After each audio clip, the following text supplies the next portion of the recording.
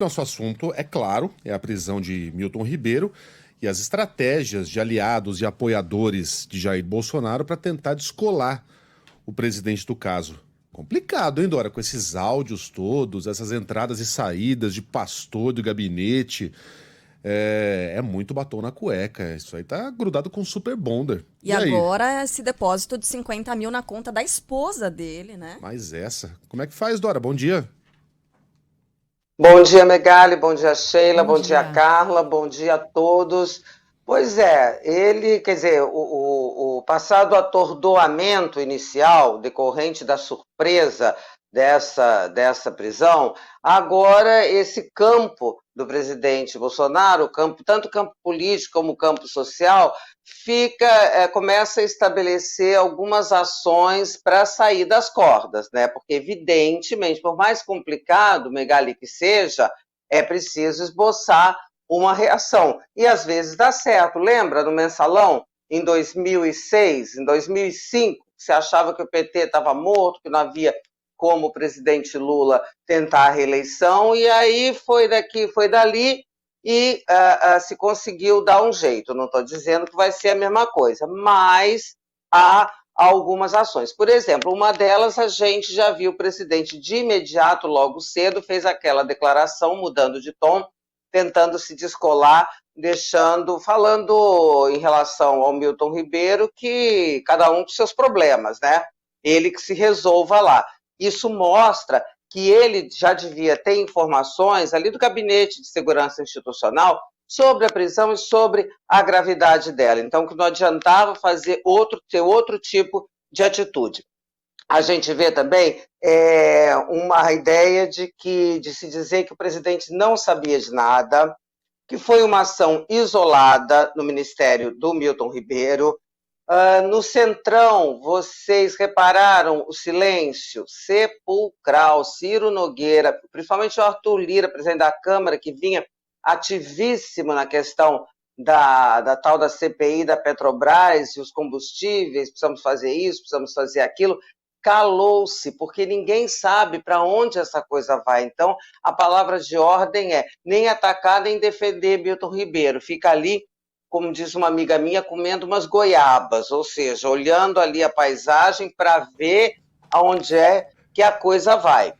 A outra estratégia que eu vi, não sei se vocês viram, citando aí esse negócio desses 50 mil que foram encontrados na conta, Então, muita gente fazendo uma comparação de que veja como o caso de corrupção é pequeno em comparação. Aí começa, né? No PT, bilhões, na Petrobras e no Mensalão, tal. Bom, primeiro, que não se sabe se a coisa fica por aí. E segundo, que corrupção é corrupção. Por um tostão ou por 1 milhão, o mérito da coisa, a essência da coisa é a mesma. E a outra estratégia, gente, é dizer que isso comprova que a Polícia Federal tem independência. Olha, ela tem independência funcional. A questão é exercer a independência ou não exercer a independência. Evidentemente que o presidente Bolsonaro não deve ter ficado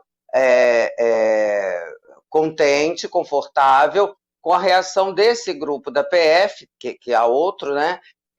Que realmente exercita a sua independência. Por enquanto, é isso que está se armando, são essas atitudes, são essas ações, são esses caminhos que estão sendo trilhados. E a gente viu nas redes sociais aquele impera o constrangimento, mas logo, logo também vai se achar aí argumentos ou para mudar de assunto, ou para fazer a comparação com Lula, que, aliás, se mantém discreto, não quer entrar de cabeça nesse tema, do ponto de vista pessoal, porque a ele não interessa trazer o assunto, o tema corrupção, para o centro do debate eleitoral, por motivos de corda em casa de enforcado, né? Então, por hora é isso, gente. Ô, Dora, esse argumento de, mas aqui rouba-se menos, naquela época roubava-se mais. Esse argumento é ridículo porque ele não tem lógica. Ladrão é ladrão. O ladrão tem uma bússola moral.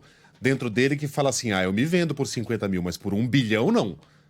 Só dentro da cadeia, né? Existe isso. Por exemplo, o ladrão de banco, ele é mais bem visto do que outros tipos de criminosos. Não, mas aqui Peraí. corrupto. Só o fim do raciocínio é o seguinte. Você pegar alguém que roubou dinheiro de criancinha pra colocar água, esgoto, alimentação em escola, porque é disso que a gente tá falando, né? De Fundo Nacional de Desenvolvimento para Educação Básica. Então, até mesmo entre os criminosos, não pega bem, não. É claro, o ladrão que rouba 500 mil não roubou 1 bilhão porque não consegue. Não é fácil você manter uma máquina azeitada de corrupção. O cara rouba o que ele consegue. Ladrão é ladrão. No caso de... Gente, pera só um pouquinho, peraí, deixa eu só também completar o raciocínio. No caso do vendido, é uma questão de preço. No que a pessoa se vende, está estabelecido que é vendido. Aí a gente combina o preço. Pode sair mais caro, pode sair mais barato, mas que é vendido, é vendido. Agora, Dora, você falou do Diga, mensalão. Megali. Você falou do mensalão, né? Naquela época, o Genuíno teria até aconselhado o Lula a renunciar. Lula parecia morto e foi reeleito no ano seguinte. Mas aí tem duas coisas. Passou-se um ano, né? Foi mais de um ano. O mensalão foi descoberto no ano anterior à eleição. E 2, não tinha um Lula de outro lado, né? Não tinha um voto tão cristalizado em um adversário. Lula e Bolsonaro conquistaram um, digamos, público fiel, que se os dois forem filmados assaltando a mão armada uma criancinha, os eleitores vão falar, alguma essa criança fez, né? Mas para você ganhar votos, Bolsonaro, para ganhar essa eleição, ele precisa tirar votos do Lula e dos demais candidatos. É difícil imaginar nesse instante alguém que optaria por votar em Bolsonaro, sendo que nesse momento está ao lado de outro candidato, depois de aparecer um escândalo desses, com a gasolina a R$8, com a cesta básica custando, enfim, os olhos da cara, com o país da situação que está. Certamente é um empecilho eleitoral, né, Dora? Pois é, porque aí trata-se de conjunto da obra. Outra diferença em relação ao Lula. O Lula tinha questões de governo, capital, que eu estou chamando de capital de governo, para mostrar, para contrabalançar, tá certo?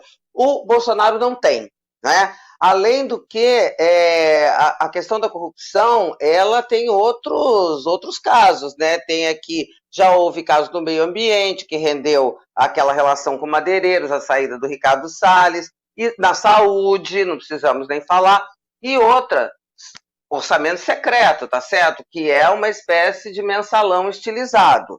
Agora, você falou da questão eleitoral, Megali, não dá para saber ainda. Hoje vai ter um Datafolha, né? Vai sair um Datafolha. Não sei se pega, não entendo essa metodologia de pesquisa, se pega já esse fato. Mas parece que foi feito desde ontem, viu, Dora? A pesquisa está sendo feita agora e começou ontem, hoje, então né? já deve ter algum efeito. Eu ia perguntar pra Dora isso mesmo. Quando é que começa então é a pegar, verdade. aparecer o escândalo? Se nessa já aparece. Olha, se não render assim uma queda do presidente, certamente é um grande obstáculo para aquela tentativa de crescer nas pesquisas, porque você bem disse, quem é que agora, diante disso, diz assim, que ótimo, o Milton Ribeiro foi preso, estava ali no MEC, havia esse esquema, então eu vou correndo votar no Bolsonaro. Não existe, né? Esse raciocínio dificulta muito, no mínimo, essa tentativa de crescimento, essa necessidade que ele tem nesse momento de crescimento. Isso certo. Daí que o mundo político está chamando de tempestade perfeita, porque além de várias coisas que aconteceram. Gente, eu estou com retorno aqui, É porque estão me voltou. ouvindo. Estamos ouvindo você sim, Dora, mas é porque a sua imagem travou e a gente transferiu pro telefone automaticamente. Tá bom. O que eu faço? Continuo aqui. Continua aí, Dora, agora tá melhor. Tá bom. Olha só, o telefone está aqui do meu lado. Então é isso. Então dificulta muito essa tentativa dele de crescer. Isso é certo. Por isso é que, repetindo, o pessoal do mundo político, do campo do presidente Jair Bolsonaro, considera esse momento, isso que aconteceu, assim, o culminar da tempestade perfeita. Só que não é o culminar, porque, por enquanto, as razões, o embasamento da prisão do Milton Ribeiro ainda estão sob sigilo.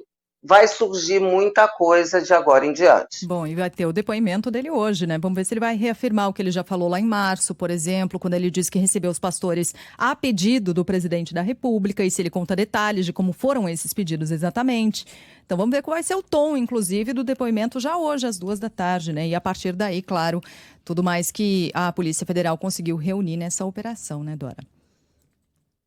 E também, gente, hoje é a audiência de custódia, né? Ele pode até manter aquela versão, a última versão dele, que desobrigando, tirando o presidente da história. Mas a gente viu na Lava Jato, na Operação Lava Jato, o efeito que tiveram as prisões preventivas, algumas prisões preventivas, sobre a disposição das pessoas de revelar mais coisas. Sempre começavam assim, não falando nada, tal, e à medida que a prisão ia se alongando, e a pressão ia aumentando, e o interesse por uma negociação, por um tratamento mais favorável do ponto de vista da justiça, as pessoas acabaram revelando. Também tem isso. Por isso que eu digo, o daqui para frente, e é um daqui para frente que tem a urgência, Megali lembrou aí, a urgência da eleição, que é depois de amanhã, né?